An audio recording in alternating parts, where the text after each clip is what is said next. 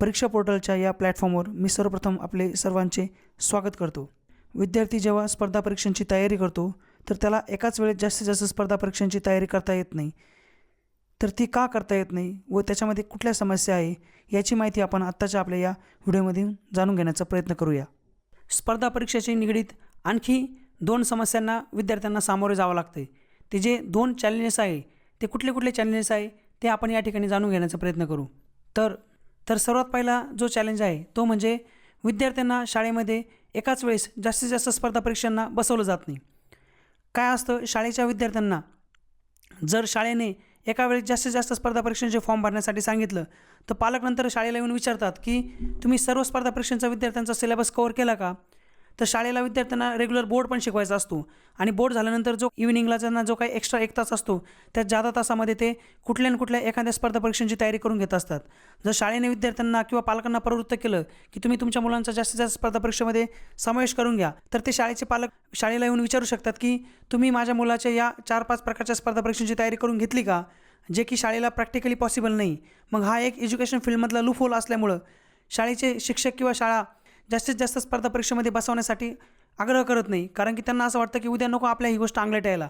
त्यामुळं विद्यार्थी जो हुशार विद्यार्थी आहे, जो एका वेळेस जास्तीत जास्त स्पर्धा परीक्षेमध्ये बसू शकतो पण तो त्या स्पर्धापासून वंचित राहतो, हा एक पार्ट झाला। आणि दुसरा पार्ट काय आहे की खूप साऱ्या पालकांमध्ये हा एक गैरसमज आहे की माझ्या मुलाला मी एका स्पर्धा परीक्षेला बसवणार किंवा 2 स्पर्धा परीक्षेला बसवला, जास्तीत जास्त स्पर्धा परीक्षेला माझ्या मुलाला जर बसवलं तर त्याला त्या स्पर्धा पेलवल्या जाईल का, त्याला तो सगळा सिलेबस कव्हर होईल का आणि त्याला नको टेन्शन यायला किंवा त्याला नको स्ट्रेस व्हायला, असा एक गैरसमज हा मार्केटमध्ये आहे। तुम्ही म्हणाल गैरसमज असं का बोलताय तुम्ही, कदाचित तुम्हाला सुद्धा हा प्रश्न पडला असेल की एका मुलाला जास्तीत जास्त स्पर्धा परीक्षेमध्ये बसवायला मुलगा जास्तीत जास्त स्पर्धा परीक्षेमध्ये आपण कसं बसू शकतो। तर मी तुम्हाला ते समजून सांगतो की ही खूप छोटी गोष्ट आहे आणि एका मुलाला जास्तीत जास्त स्पर्धा परीक्षेमध्ये बसवलं पाहिजे। ते कसं, तुमच्या स्क्रीनवर बघा, या ठिकाणी बघा, एकत्रित अभ्यासक्रम, इंटिग्रेटेड सिलेबस।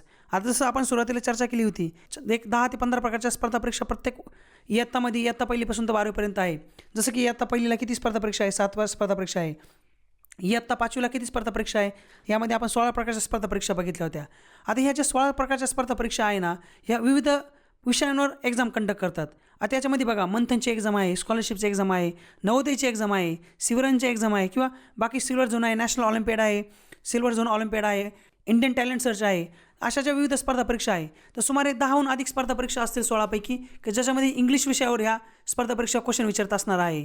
सुमारे 7 ते 8 प्रकारच्या अशा एक्झाम असणार आहे की ज्या गणित विषयावर एक्झाम घेत असणार आहे। मग ह्या एक्झामचा सिलेबस एकसारखा असतो की वेगळा असतो? एकसारखा तर नसतो, वेगळा असतो, पण पूर्ण वेगळा असतो का? म्हणजे एका मुलाला 4 स्पर्धा परीक्षा द्यायच्या असेल तर त्याला वेगळा पूर्ण 4 स्पर्धा परीक्षांचा अभ्यासक्रम पूर्ण वेगळा असणार आहे का? तर नाही, काही एक्झाम अभ्यासक्रम वेगळा असतो आणि काही अभ्यासक्रम हा सेम असतो। ते कसं असतं तुम्ही या ठिकाणी बघा, आता तुमच्या स्क्रीनवर बघा, ही इयत्ता 9वीची बायोलॉजी विषयाची स्पर्धा परीक्षांचा हा अभ्यासक्रम आहे।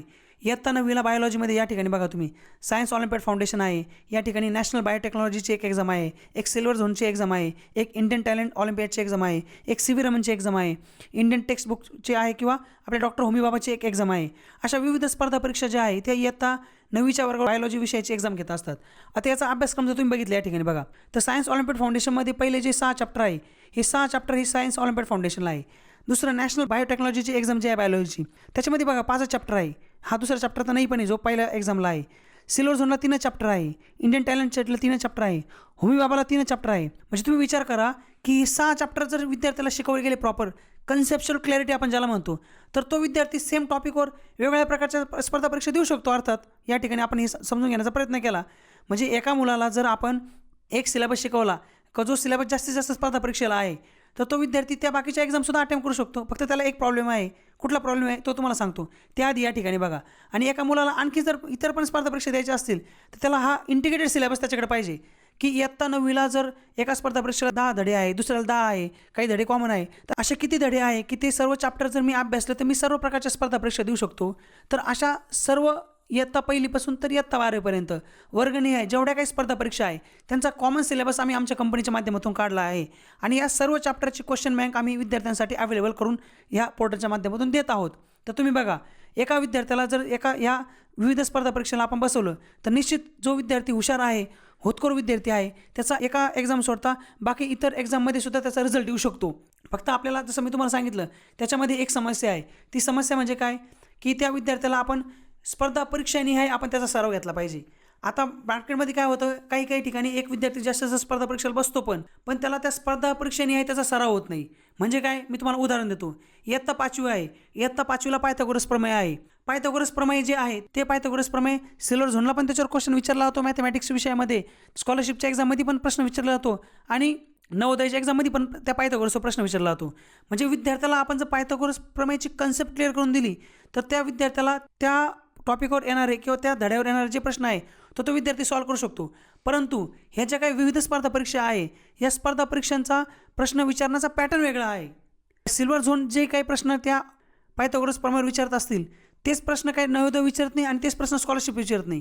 म्हणजे आपण विद्यार्थ्याला जर देताना कन्सेप्ट एकत्रित दिली, नोट्स एकत्रित दिल्या, फक्त प्रश्न विचारताना आपण त्या विद्यार्थ्याला वेगवेगळ्या परीक्षेने जर प्रश्न विचारले तर निश्चित त्या विद्यार्थ्याचा त्या ठिकाणी निकाल येऊ शकतो आणि तो विद्यार्थी एका वेळेस जास्तीत जास्त स्पर्धा परीक्षेला बसू पण शकतो आणि रिझल्ट काढू पण शकतो. पण हे कसं करू शकतो, हे स्पर्धा परीक्षेच्या परीक्षा पोर्टल ॲप वापरून करू शकतो. जसं की आपण आत्ता मागं डेमोमध्ये बघितलं की एका विद्यार्थी प्रत्येक स्पर्धा परीक्षांची टॉपिक चॅप्टर वाईज तो त्याची एक्झाम देऊ शकतो. मग आपण विद्यार्थ्याला या परीक्षा पोर्टल ॲपचा जर उपलब्ध करून दिलं तर निश्चित एक विद्यार्थी जो आज एक परीक्षा देत आहे तो जास्तीत जास्त परीक्षा देऊ शकतो